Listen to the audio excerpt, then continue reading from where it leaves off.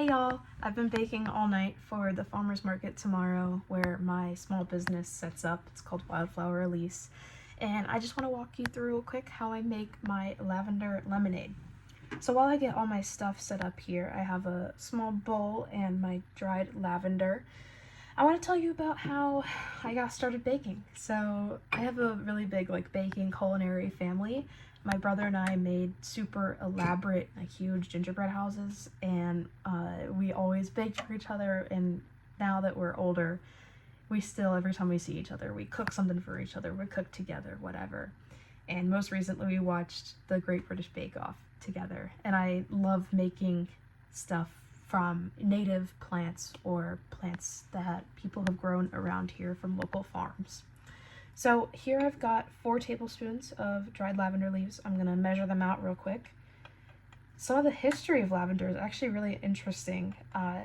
It dates back to ancient Egyptian times. About 2,500 years ago, it was cultivated. And lemonade, because I'm making lavender lemonade also goes back to ancient Egypt, which I did not know, which is, I think, really awesome and interesting.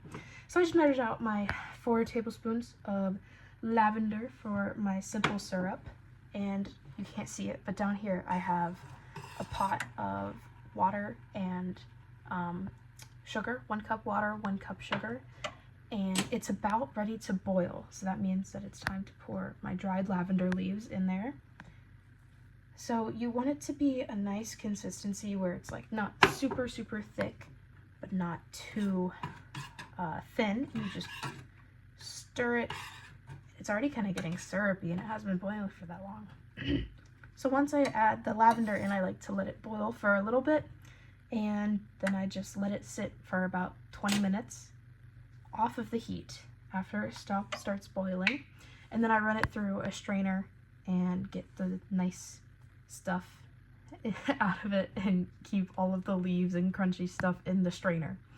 So my little business, I always use stuff from home-baked, homegrown plants, and everything I make is baked in my home.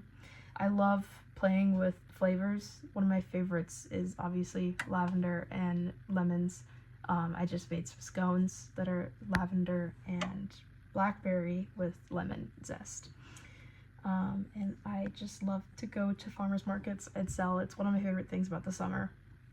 It's so super easy to make this lavender syrup. I mean, you can make it in 20 minutes or maybe less.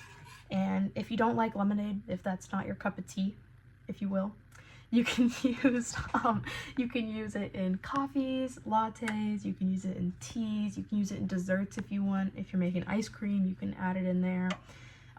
But thank you so much for letting me share these little stories with you and my recipe.